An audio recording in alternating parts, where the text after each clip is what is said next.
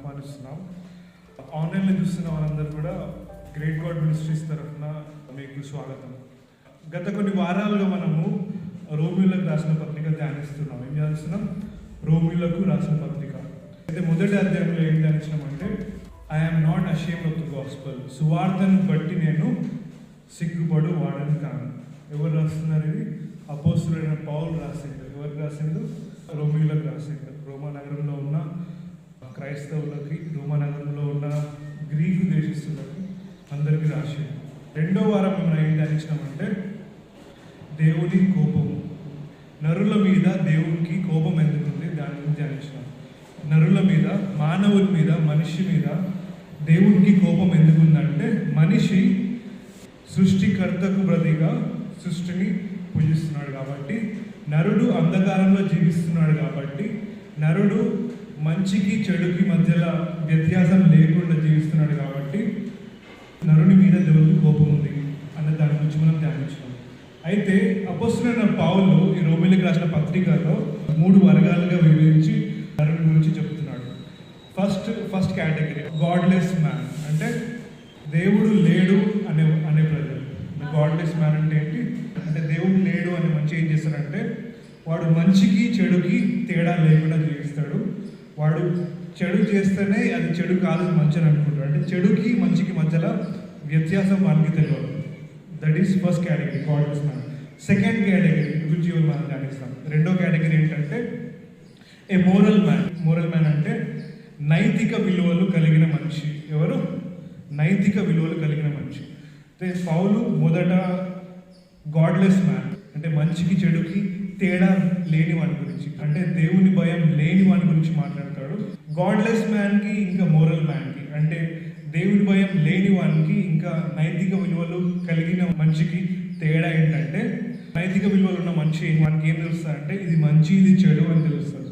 కానీ godless man దేవుడే లేడు అని బుద్ధిహీనంగా భక్తిహీనంగా బతికేవాడికి మంచికి తేడాకి తేడా తెలియదు. వాడు చెడులో జీవిస్తేనే వాడు అది మంచి అనుకుంటాడు. మూడో రకం ఏంటంటే ఒక రిలీజియస్ మ్యాన్.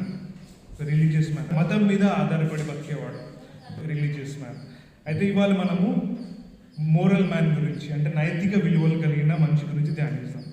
రోమిలకు రాసిన పత్రిక 2వ అధ్యాయము 11వ వచనం ఏమంటుందంటే దేవునికి పక్షపాతం లేదు, ధర్మశాస్త్రం లేక పాపం చేసిన వారందరూ ధర్మశాస్త్రం లేకయే నశించెదరు.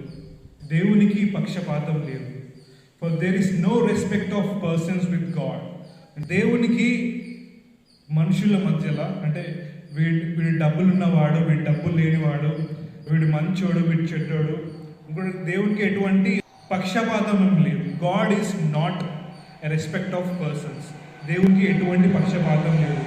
నువ్వు క్రైస్తవుడు అయినా, నువ్వు హిందువు అయినా, నువ్వు ముస్లిం అయినా, ఎవరు అయినా, ఆడ అయినా, నువ్వు మగ అయినా, నువ్వు చిన్నవాళ్ళైనా, నువ్వు పెద్దవాళ్ళైనా, దేవుడు ప్రతి ఒక్కరిని సమానంగా చూస్తాడు. దేవుడు ప్రతి ఒక్కరిని సమానంగా ప్రేమించేవాడు. దేవుడు ఎవరిని కూడా ఎన్నడూ కూడా వదిలిపెట్టేవాడు కాదు. దేవుడిని మనం వదిలేసినా కూడా దేవుడు మనల్ని మన దగ్గరికి వచ్చి దేవుడు తన ప్రేమను మనకి చూపించాలనుకుంటున్నాడు. అయితే దేవుడికి కోపం ఎందుకు వచ్చింది? దేవుడు మంచి దేవుడు, దేవుడికి మనుషులంటే చాలా ఇష్టము. అంత ప్రేమపూర్ణమైన దేవుడు మన పాపాల కోసం చనిపోయిన దేవునికి మనుషుల మీద కోపం ఎందుకు వచ్చింది? దేవునికి కోపం ఎందుకు వచ్చింది? దేవుని కోపం గురించి మనం వినాల్సిన అవసరం ఉందని పౌలు ఎందుకు భావిస్తున్నాడు? అపోస్తలుడైన పౌలు ఎందుకు భావిస్తున్నాడు అంటే until you recognize the need of a savior you cannot be saved from your sins. రక్షకుడు అవసరాన్ని మీరు గుర్తించలేకపోతే మన పాపం నుండి మనకి రక్షణ అన్నది కలగదు. కాబట్టి పౌలుకి ఇది చాలా ఇంపార్టెంట్ అనిపించింది. దేవుని యొక్క ఉగ్రత నుంచి మనిషి తప్పించుకోవడం ఎలా, దేవుని యొక్క ఉగ్రత నుంచి మనిషి ఎలా బయటికి రావాలి అనేది చాలా ఇంపార్టెంట్ అని అపోస్తలుడైన పౌలుకి అనిపించింది. కాబట్టి దీని గురించి రాస్తున్నాడు, ఉగ్రత గురించి రాస్తున్నాడు. అయితే తాగుడికి బానిసైన వ్యక్తికి వాడు ఏమని రియలైజ్ కావాలంటే ఈ బానిసత్వం నుంచి నేను బయటికి రావాలనుకుంటున్నా అని అనంతలో వానికి ఒక పశ్చాత్తాపం రావాలి. నా యొక్క బానిసత్వం నుంచి, నా యొక్క బుద్ధిహీనత నుంచి నేను బయటికి రావాలనేసి వానంతలో వానికి ఫీలింగ్ వస్తేనే, ఆ యొక్క భావన వస్తేనే వాడు దాని నుంచి బయటికి రావడానికి ప్రయత్నిస్తాడు. అదేవిధంగా మనిషికి తాను పాపిని, నేను నా యొక్క పాపపు జీవితం నుంచి బయటికి రావాలి అని మనిషికి ఎప్పుడైతే భావన వస్తుందో అప్పుడే మనిషి ఆ యొక్క పాపం నుంచి బయటికి రాగలుగుతాడు. అయితే పౌలు 3 రకాలుగా విభజించింది. ఒక కేటగిరీ ఏమో దేవుడు లేడనేవాడు, అంటే మంచికి చెడుకి తేడా తెలియనివాడు. రెండో రకం ఏంటంటే తేడా తెలుసు, మంచికి చెడుకి తేడా తెలుసు, కానీ మన జీవితం మొత్తము నైతిక విలువల మీద ఆధారపడి ఉంటుంది. 3 రకం ఏంటంటే మన జీవితం మొత్తం ఒక మతం మీద ఆధారపడి బతికేవాడు. అయితే నేను ఇక్కడ 2 ఎగ్జాంపుల్స్ చెప్తాం అనుకుంటున్నాను. ఉదాహరణకి 2 మనుషుల గురించి చెప్తాం అనుకుంటున్నాను. ఒక మనిషి పేరు రిచర్డ్, ఇంకో మనిషి పేరు రేమండ్. ఒక ఊర్లో 2 వ్యక్తులు ఉండేవారు. ఒకని పేరు ఏంటంటే రిచర్డ్, ఇంకొని పేరు రేమండ్. రిచర్డ్ ఏం చేస్తాడంటే చిన్నప్పటి నుంచే వాడు దొంగతనాలు చేస్తూ, చిన్నప్పటి నుంచే వాడు డ్రగ్స్ తీసుకుంటూ వాడు పాపం జీవితంలో జీవించేవాడు. అయితే పెద్ద అయిన తర్వాత కూడా వాడు అదే పాపంలో జీవిస్తూ దొంగతనాలు చేస్తూ నరహత్యలు చేసుకుంటూ బతికేవాడు. అయితే ఒకనొక రోజు వాడు పోలీసుల చేతిలో చనిపోతాడు. ఎవరు? రిచర్డ్. అయితే ఇంకో వ్యక్తి ఉన్నాడు, అతని పేరు రేమండ్. రేమండ్ అనేవాడు ఏం చేస్తాడంటే వాడు రోజు గుడికి వెళ్తాడు, పెద్దలంటే గౌరవం ఇస్తాడు, వాడు చిన్న పిల్లల్ని ప్రేమిస్తాడు. అంటే ఒక మంచి బాలుడిగా వాడు జీవిస్తాడు. వాడు పెద్ద అయిన తర్వాత కూడా ప్రతి ఒక్కరు వాడిని ప్రేమిస్తారు. ఏంటంటే అరే వీడు చాలా మంచివాడు, వీడు పెద్దలంటే గౌరవం ఇస్తాడు, పిల్లలంటే మంచిగా చూసుకుంటాడు, ముసలాలను కూడా ప్రేమిస్తాడు అనేసి అనుకుంటారు. కానీ రేమండ్ అనేటైనా దేవునితో వానికి ప్రత్యేక సంబంధం అనేది లేదు. రేమండ్ అనేటువంటి ఏంటి, వాడు నైతిక విలువల మీద ఆధారపడి బతుకుతున్నాడు, కానీ దేవునితో సంబంధం కలిగి ఉండాలని బతుకుతున్నాడు. అయితే దేవుని దృష్టిలో ఈ రిచర్డ్ అయినా, దేవుని దృష్టిలో ఈ రేమండ్ అయినా ఇద్దరిని సమానంగా చూస్తాడు. నువ్వు నైతిక విలువల మీద నువ్వు జీవించిన, నీతి న్యాయం ధర్మం అని దాని మీద ఆధారపడి జీవించిన, లేకపోతే నువ్వు పాపంలో జీవించిన, దేవుడు వాళ్ళిద్దరిని సమానంగా చూస్తాడు. ఎందుకంటే నీతి న్యాయం ధర్మం మీద ఆధారపడి మాత్రమే బతకొద్దు, దానికి మాత్రమే మన జీవితం నిమిత్తం కావాలి. మనం ముందుకు వెళ్ళాలి. మనం ఏం చేయాలంటే దేవుని మీద ఆధారపడి బతకాలి. మన యొక్క జీవితంలో మనకు విశ్వాసం ఉండాలి, దేవుని యందు మన విశ్వాసం ఉండాలి. ప్రభు అయిన యేసుక్రీస్తు మన యొక్క పాపముల గురించి సిలువలో చనిపోయిండు అని మనం నమ్మగలగాలి. ప్రభు అయిన యేసుక్రీస్తు యొక్క సిలువలో చేసిన త్యాగం బట్టి మన యొక్క పాపముల నుంచి మనకి విముక్తి కలుగుతుంది అని మనం నమ్మగలిగితే అప్పుడు మనము మన దేవుని యొక్క ఉగ్రత నుంచి తప్పించుకోగలుగుతాం. అది నేను చెప్తున్నా ఏంటంటే నువ్వు గుడికి వెళ్తున్నా, నువ్వు మంచి పనులు చేస్తున్నా, నువ్వు పేదవానికి డబ్బులు ఇస్తున్నా, నువ్వు అనాథలకి అన్నం పెడుతున్నా, నువ్వు ఎటువంటి మంచివైనా కూడా నీవు ఒక పాపంలో నుంచి నువ్వు బయటికి రాలేవు. అయితే good people doesn't go to heaven. ఏమంటున్నా అంటే మంచి వాళ్ళు పరలోకానికి పోరు. అంటే కేవలం నువ్వు మంచివాని అయితే నువ్వు పరలోకానికి పోలేవు. దానికి ఇంకొంచెం నీకు ఒక అడిషనల్ క్వాలిటీస్ ఉండాలి. ఈ మంచోళ్ళతో వచ్చిన ప్రాబ్లం ఏంది చూసాం మనం. ఏం చేస్తాం, ఈ మంచోళ్ళు పరలోకానికి ఎందుకు పోరు, మంచోళ్ళతో వచ్చిన ప్రాబ్లం ఏంటి చూసాం. గత వారం ఏమైనా ఏం గమనించినాం అంటే బుద్ధిహీనులు భక్తిహీనులు నరకానికి ఎందుకు పోతున్నాం మనం గమనించినాం కదా. ఈరోజు నైతిక విలువలు కలిగిన మనిషి కూడా పరలోకానికి ఎందుకు పోవడం, వాని యొక్క ఆత్మ ఎందుకు రక్షింపబడదో దాని గురించి చదువుతాం. రోమీయులకు రాసిన పత్రిక 2వ అధ్యాయం 1వ వచనం ఏమంటుందంటే, కాబట్టి తీర్పు తీర్చు మనుషుడా, నువ్వు ఎవడమైనను సరే నిరుత్తరుడవై ఉన్నావు. దేని విషయంలో ఎదుటి వానికి తీర్పు తీర్చుచున్నావో దాని విషయంలో నీవే నేరస్తుడవని తీర్పు తీర్చుకొనుచున్నావు. ఏలైనగా తీర్పు తీర్చు నీవు అట్టి కార్యములనే చేయుచున్నావు కావా అని రాస్తుంది. ఏంటంటే తీర్పు తీర్చు నీవు అట్టి కార్యములనే చేయుచున్నావు కావా. Thou that judgest doest the same things. నువ్వు నీతి న్యాయం ధర్మం నైతిక విలువలు కలిగి జీవించినప్పుడు నువ్వు ఏం చేస్తున్నావు అంటే, నేను పర్ఫెక్ట్గా జీవిస్తున్నా, నా లోపల ఎటువంటి తప్పు లేదు, కానీ పలానా చుట్టాలల్లో వాడు కరెక్ట్గా జీవిస్తలేడు, పలానా దోస్తులల్లో వీడికి సరిగా జీవిస్తలేడు, నా యొక్క సొంత అన్నదమ్ములు సరిగా జీవిస్తలేరు అనేసి నువ్వేం చేస్తున్నావు అంటే తీర్పు తీరుస్తున్నావు. అదే అసలు తీర్పు అంటే ఏంటి, తీర్పు తీర్చడం అంటే ఏంటి అని చూసాం. మనం ఎప్పుడైనా తీర్పు తీర్చినామా ఎవరైనా మన జీవితంలో? అంటే ఎవరైనా జడ్జ్ చేసినామా, వీడి జీవితం ఇట్లుంది ఎందుకంటే వీడు ఇది చేసింది కాబట్టి వీడి జీవితం ఇట్లా నాశనం అయిపోయింది అని కూడా మనం తీర్చుతున్నాం కదా. బైబిల్ ఏం చెప్తుందో చూసాం ఒకసారి. బైబిల్ ఏం చెప్తుంది తీర్పు తీర్చే విషయంలో, బైబిల్ ఏం చెప్తుంది చూసాం. మత్తయి సువార్త 7వ అధ్యాయంలో ఏముందంటే, మీరు తీర్పు తీర్చకుడి, అప్పుడు మిమ్ముని గూర్చి తీర్పు తీర్చబడదు. మీరు తీర్పు చొప్పుననే మిమ్ముని గూర్చియు తీర్పు తీర్చబడును. మీరు కొలత చొప్పుననే మీకును కొలవబడును. ఏమన్నా రాసింది? ఎవరి గురించి అయితే జడ్జ్ చేస్తావో, నువ్వు ఎవరి గురించి అయితే తీర్పు తీరుస్తావో, నువ్వు వాడిని ఎట్లా తీర్పు తీర్చినావో దేవుడు కూడా నేను అట్లనే తీర్పు తీర్చడం రాసింది. అయితే బైబిల్ వాక్యం ఏం చెప్తుందంటే, మత్తయి సువార్త 7వ అధ్యాయం ఏం చెప్తుందంటే, నువ్వు ఎవరిని గురించి కూడా తీర్పు తీర్చొద్దు. వాడి జీవితం ఇట్లా నాశనం ఎందుకు అయిందంటే, వాడు ఇది చేసింది కాబట్టి వాడి జీవితం నాశనం అయిందని తీర్పు తీర్చొద్దు. అయితే తీర్పు తీర్చుడికి ఇంకా డిసర్న్మెంట్, ఇంగ్లీష్లో డిసర్న్మెంట్ అంటారు. డిసర్న్మెంట్ అంటే ఇది తప్పు, ఇది కరెక్ట్ అని ఒక వివేచన వస్తుంది. ఆ డిసర్న్మెంట్, ఆ వివేచన మనకి ఉండాలి, కానీ మనం తీర్పు తీర్చొద్దు. సో ఇక్కడ 2 విషయాలు ఉన్నాయి. ఒకటి ఏంటంటే, ఒకటి తీర్పు తీర్చడం, ఇంకోటి డిసర్న్మెంట్. డిసర్న్మెంట్ అంటే ఇది కరెక్ట్, ఇది తప్పు అని మనకి వివేచన వస్తుంది. సో దానికి దీనికి తేడా ఏంటంటే, నువ్వు తీర్పు తీర్చినప్పుడు ఏం చేస్తావంటే, నువ్వు ఆ యొక్క వ్యక్తిని నువ్వు ప్రేమించవు. నువ్వు ఆ వ్యక్తిని ఏం చేస్తావు, నువ్వు అసహించుకుంటావు. నువ్వు ఆ వ్యక్తి మీద నీకు కోపము అని ఉంటుంది. కానీ డిసర్న్మెంట్, వీడు తప్పు చేస్తుండా, వీడు కరెక్ట్ చేస్తుండా అని నీకు ఒక వివేచన వచ్చినప్పుడు, నువ్వు డిసర్న్మెంట్లో ఉంటే అప్పుడు వాని నువ్వు నిందించవు, వాని నువ్వు బ్లేమ్ చేయవు. నువ్వేం చేస్తావు అంటే, వాని నువ్వు ప్రేమిస్తావు, వాని నువ్వు ప్రేమపూర్వకంగా వాని యొక్క తప్పు నుంచి బయటికి తీసుకొని రావాలని నువ్వు ట్రై చేస్తూ ఉంటావు. అయితే అపోస్తలుడైన పౌలు ఏం చెప్తున్నాడంటే, తీర్పు తీర్చు మనుషుడా, నువ్వేం చేయాలంటే జాగ్రత్తగా ఉండు. ఎందుకంటే నువ్వు ఎట్లా తీర్పు తీరుస్తావో దేవుడు కూడా నేను అట్లనే తీర్పు తీరుస్తున్నాడు. ఒకవేళ నువ్వు ఎవరైనా క్షమిస్తే దేవుడు కూడా నేను క్షమిస్తాడు. ఒకవేళ నువ్వు ఎవరైనా క్షమించకపోతే దేవుడు కూడా నేను క్షమించాడు. అదే అధ్యాయంలో చూసాము. 4వ వచనం ఏమంటుందంటే, నీ కంటిలో దూలం ఉండగా నీవు నీ సహోదరుని చూచి నీ కంటిలో నున్న నలుసు తీసివేయమని చెప్పనేలా, వేషధారి మొదట నీ కంటిలో ఉన్న దూలంను తీసుకొనుము, అప్పుడు నీ సహోదరుని కంటిలో ఉన్న నలుసును తీసివేయటకు నీకు తేడాగా కనబడుతుంది.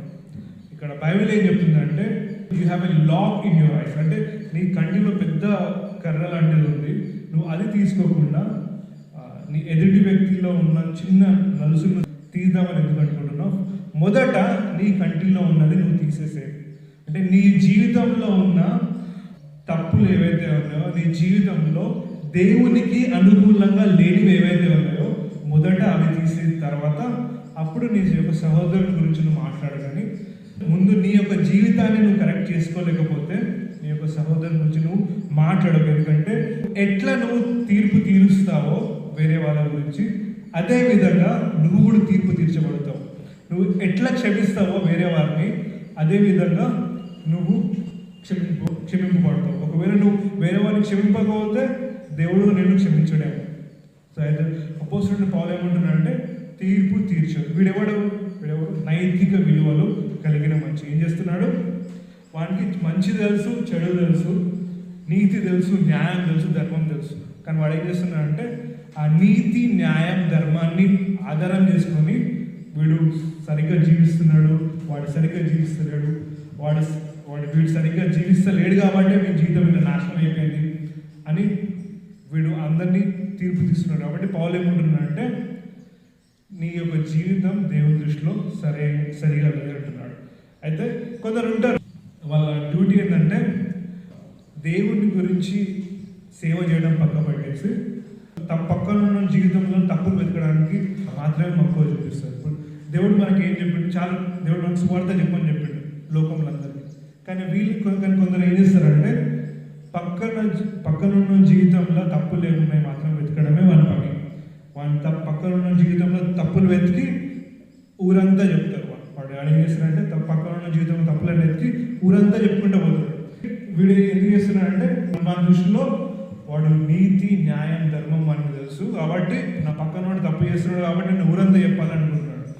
అయితే పౌలు ఏమంటున్నాడు అంటే, ఒకవేళ నువ్వు దేవుని ప్రేమలో జీవించినట్లయితే, ఒకవేళ నువ్వు దేవుని మీద ఆధారపడి జీవించినట్లయితే, ఒకవేళ నువ్వు నీ యొక్క పాపముల గురించి నువ్వు ప్రభు అయిన యేసు క్రీస్తు దగ్గరికి నువ్వు వచ్చి పాపక్షమాపణ అడిగినట్లయితే నువ్వు ఇట్లా చేయవు. నువ్వు ఏం చేస్తావంటే, నువ్వు ఏ వ్యక్తి అయితే తప్పులో జీవిస్తున్నాడో వాని దగ్గరికి వెళ్ళి నువ్వు వాడిని ప్రేమించి వాని యొక్క తప్పుల నుంచి బయటికి రావడానికి నువ్వు సహాయం చేస్తావు, కానీ వాని నిందించేలాగా నువ్వు చేయమంటున్నావు అపోస్తలుడైన పౌలు.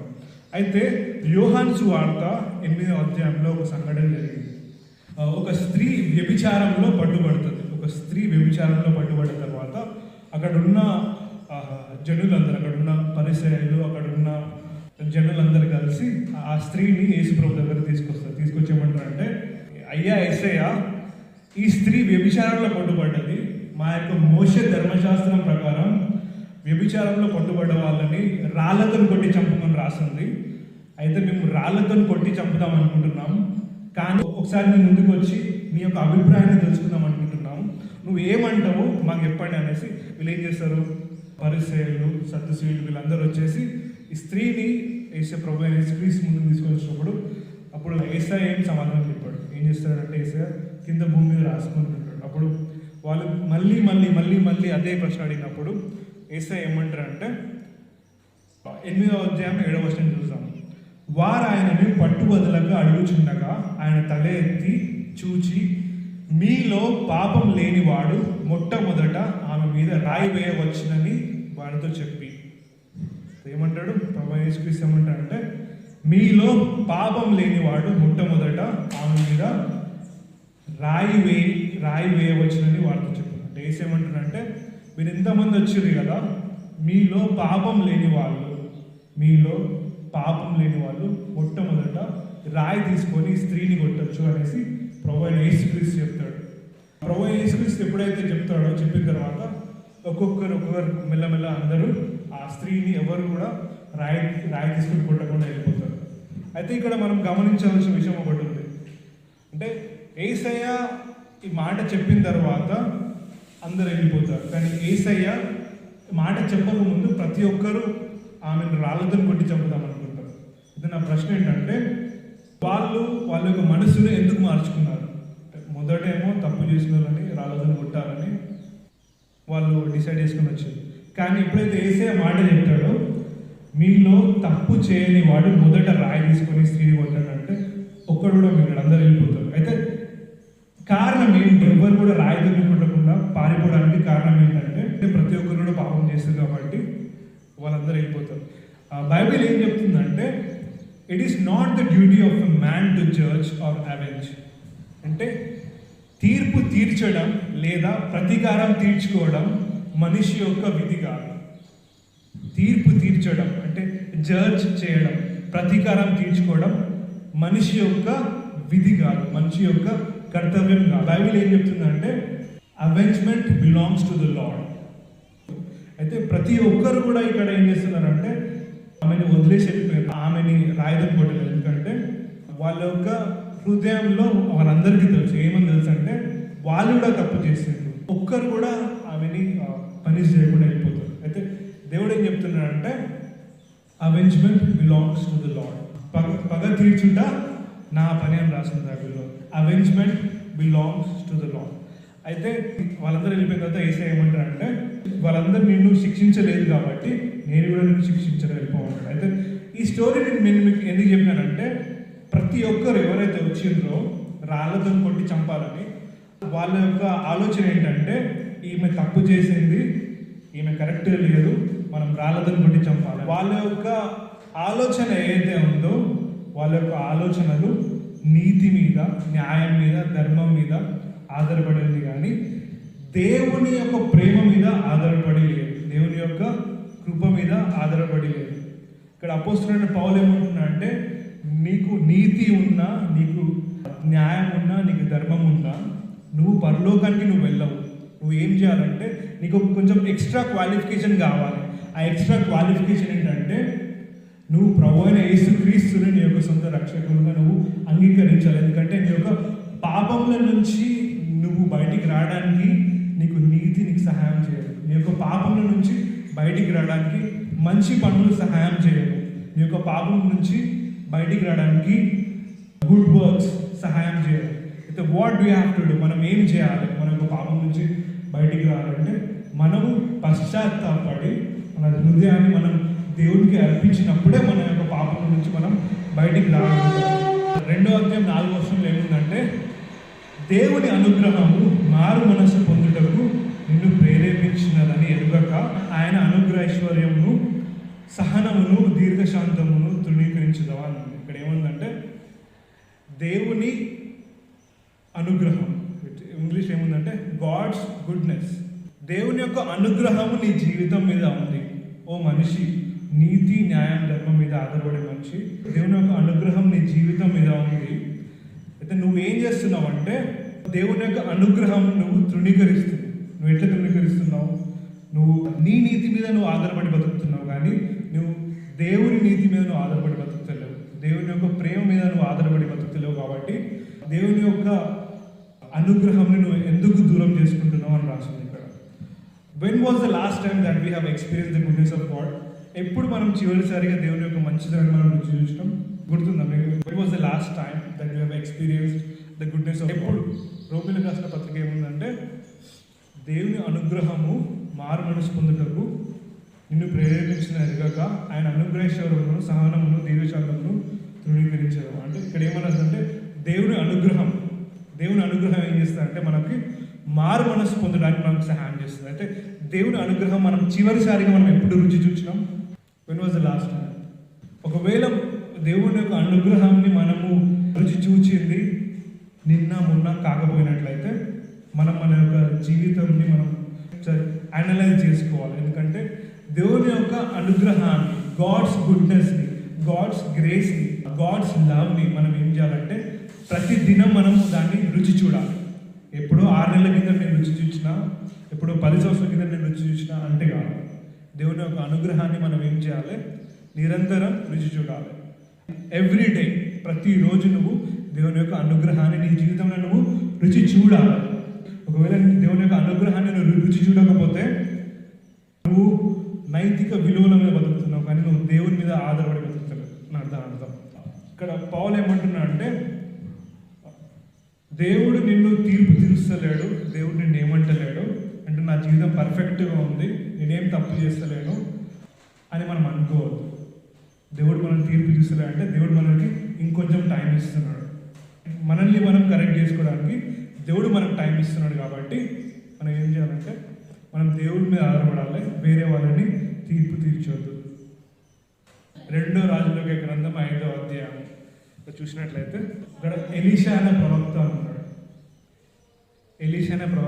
అయితే ఎలీషా అనే ప్రవక్త దగ్గరికి సిరియా దేశం నుంచి ఒక సైన్యాధిపతి వస్తాడు. ఎవరు వస్తారు? సిరియా దేశం నుంచి ఒక సైన్యాధిపతి వస్తాడు. ఆ సైన్యాధిపతి వచ్చి ఏం చేస్తారు? ఏమంటారంటే, అయ్యా నేను కుష్ఠరోగంతో ఉన్నా, నేను నా యొక్క కుష్ఠరోగ సైన్యాధిపతి ప్రవక్త అయిన ఎలీషా దగ్గరికి వస్తాడు. అయితే ఎలీషా ఏమంటారంటే, నువ్వు పోయి ఆ యోర్దాన్ నదిలో 7 సార్లు స్నానం చేయి, 7 సార్లు మునిగి లేచినట్లయితే నీకు కుష్ఠరోగం వెళ్ళిపోతుంది అనేసి ఎలీషా ప్రవక్త అంటాడు. ఎవరితో అంటాడు? సిరియా దేశపు సైన్యాధిపతితో అంటాడు. అయితే సైన్యాధిపతి ఏం చేస్తారంటే, ఫస్ట్ ఏం చేస్తారంటే ఆయన మాట వినడు, డౌట్ పడతాడు. తర్వాత ఏం చేస్తారంటే తర్వాత వెళ్ళి ఆ యోర్దాన్ నదిలో 7 సార్లు మునిగి స్నానం చేస్తాడు. స్నానం చేసిన తర్వాత ఏమవుతుందంటే అది కుష్ఠరోగం వెళ్ళిపోతుంది. అయితే ఎప్పుడైతే సిరియా దేశం సైన్యాధిపతి యొక్క కుష్ఠరోగం వెళ్ళిపోతుందో అప్పుడు ఆ యొక్క సైన్యాధిపతి ఎవరైతే ఉన్నారో చాలా సంతోషంగా ఎలీషా ప్రవక్త దగ్గరకు వస్తాడు. ప్రవక్త దగ్గరకు వచ్చి ఏమంటారంటే, చాలా వందనాలు అయ్యా, నా యొక్క కుష్ఠరోగం వెళ్ళిపోయింది, నేను మీకు కొన్ని గిఫ్ట్ ఇద్దాం అనుకుంటున్నాను, నా కుష్ఠరోగాన్ని పోయేలాగా చేసినందుకు చాలా వందనాలు అయ్యా అనేసి ఈ యొక్క సిరియా దేశం సైన్యాధిపతి వచ్చి ఒక గిఫ్ట్ ఇద్దాం అనుకున్నప్పుడు ఎలీషా ఏమంటారంటే, నీ యొక్క గిఫ్ట్ నాకు అవసరం లేదు, నువ్వు వెళ్ళిపోమంటాడు. వెళ్ళిపోమన్నప్పుడు ఆ సైన్యాధిపతి రివర్స్ వెళ్ళిపోతుంటాడు. తన దేశానికి వెళ్ళిపోయేటప్పుడు ఒక ఇంట్రెస్టింగ్ సంగతి జరుగుతుంది. ఏం జరుగుతుందంటే, ఎలీషా ప్రవక్తకి ఒక సర్వెంట్ ఉండేవాడు. ఆ సర్వెంట్ పేరు ఏంటంటే గేహాజీ.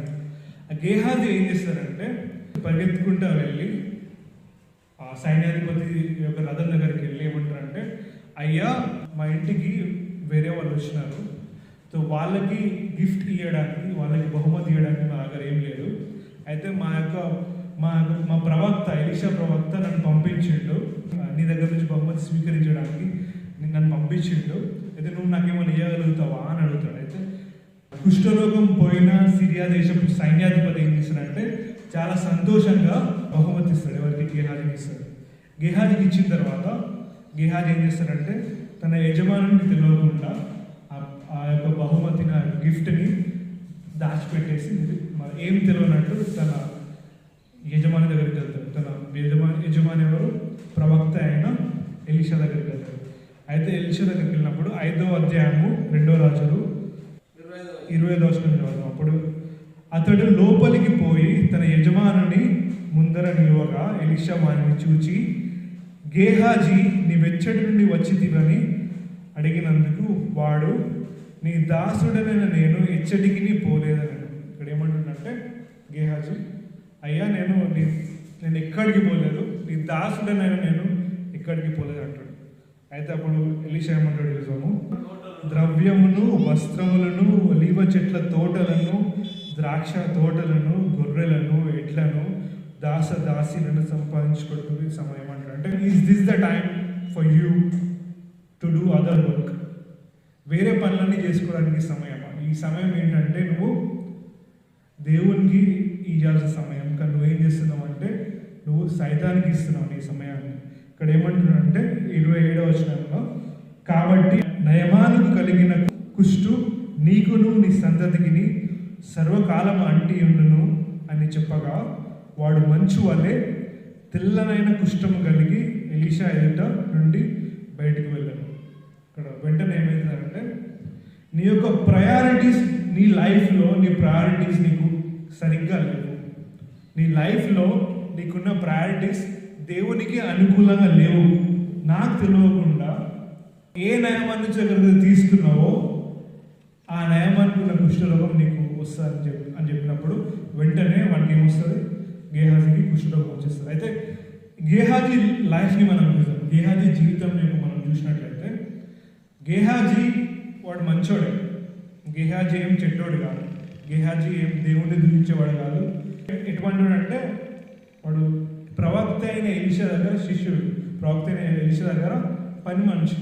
అంత మంచి వ్యక్తి, అంత మంచి క్వాలిటీస్ ఉన్న మనిషి వాడు ఏం చేస్తున్నాడంటే ఒక చిన్న రాంగ్ స్టెప్ వేసి, మేబీ అతనికి డబ్బులు అవసరం ఉందేమో, ఈ ఒక చిన్న గిఫ్ట్ తీసుకుని అప్పులన్నీ తీర్చేద్దాం అనుకున్నాడేమో అని ఒక చిన్న రాంగ్ స్టెప్ చేయబట్టి వాళ్ళ యొక్క లైఫ్ మొత్తం స్పాయిల్ అయిపోతుంది. గేహాజీ లైఫ్ మాత్రమే కాదు, గేహాజీ యొక్క కుటుంబం మొత్తం కూడా నాశనం అయిపోతుంది. కుటుంబం మొత్తం కూడా ఆ కుష్ఠరోగం వచ్చేస్తుంది. అయితే గేహాజీ చెడ్డోడా? చెడ్డోడు కాదు. గేహాజీకి మంచికి చెడుకి తేడా తెలుసా? తెలుసు, గేహాజీ తెలుసు.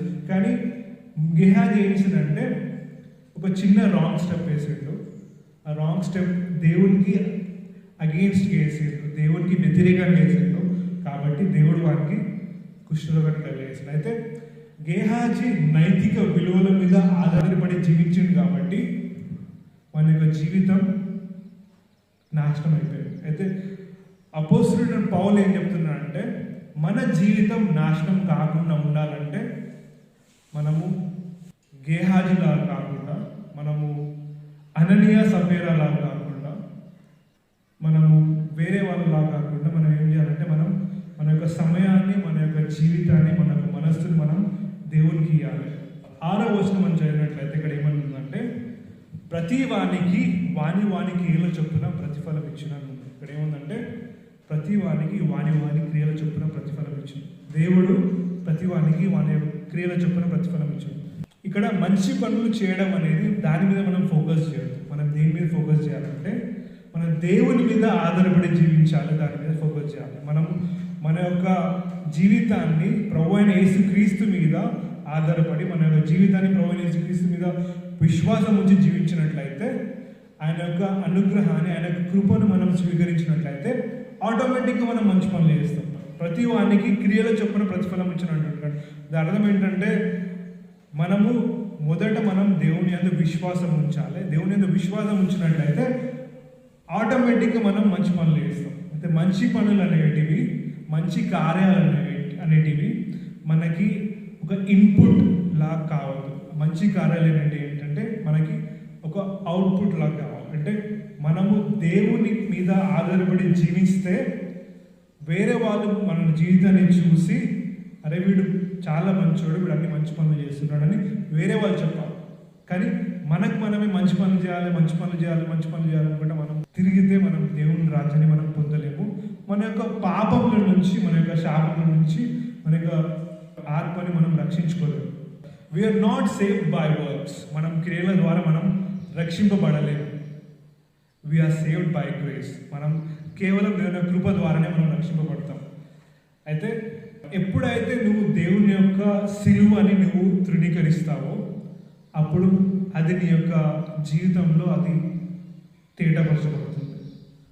నువ్వు ఎప్పుడైతే దేవుని యొక్క కృపను తృణీకరిస్తావో అది నీ యొక్క జీవితంలో అది బయలుపరచబడుతుంది. నువ్వు ఎప్పుడైతే దేవుని యొక్క సిలువని, దేవుని యొక్క ప్రేమను, దేవుని యొక్క కృపను నువ్వు స్వీకరిస్తావో అది కూడా నీ యొక్క జీవితంలో కనిపిస్తుంది. అయితే మనం ఎవరిలాగా ఉన్నాం? మనం దేవుని యొక్క ప్రేమను, కృపను, దేవుని యొక్క ఆశీర్వాదాలు మనం స్వీకరించే వాళ్ళలాగా ఉన్నామా? లేకపోతే దేవుని యొక్క కృపను, దేవుని యొక్క ప్రేమను మనం తృణీకరించే వాళ్ళలాగా ఉన్నామా? మనం సరి చూసుకోవాలి. అయితే నైతిక విలువలు కలిగిన వ్యక్తి ఏం చేస్తున్నాడంటే నీతి, న్యాయం, ధర్మాన్ని బట్టి మాత్రమే చేస్తున్నాడు. కానీ ఆ యొక్క నీతి, ఆ యొక్క న్యాయం, ఆ యొక్క ధర్మం ఏం చేస్తాడంటే కొన్నిసార్లు ఆ యొక్క మనిషిని మోసపరుస్తుంది. కొన్నిసార్లు మనం ఏం చేస్తామంటే మనం ఏది చూస్తామో అదే నిజం అనుకుంటాం. మనం ఏది వింటామో అదే నిజం అనుకుంటాం. కొన్నిసార్లు మనం కలలు కంటాం, ఏం కలలు కంటామో అదే నిజం అనుకుంటాం. కొన్నిసార్లు మనం లాజిక్ యూజ్ చేస్తాం, ఈ లాజిక్ ప్రకారం ఎట్లయితే దాన్ని నిజం అనుకుంటాం.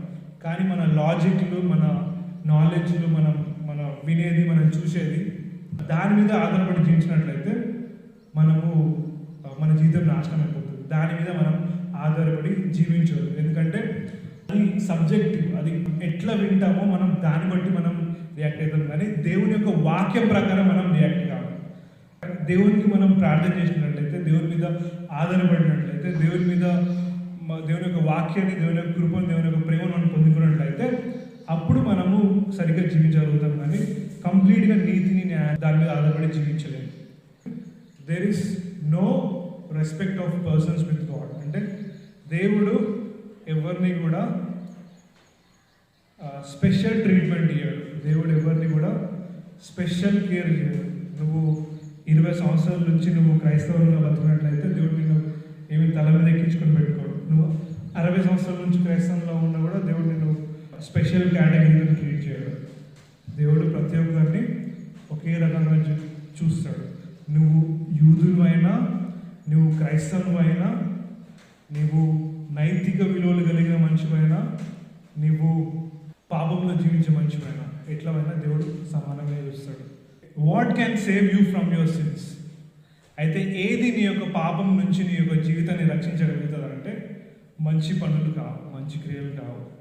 అయితే ఏది నీ యొక్క జీవితాన్ని రక్షించగలుగుతుంది నీ యొక్క పాపం నుంచి అంటే ప్రభువైన యేసుక్రీస్తు సిలువలో చిందించిన తన యొక్క విలువైన రక్తమే.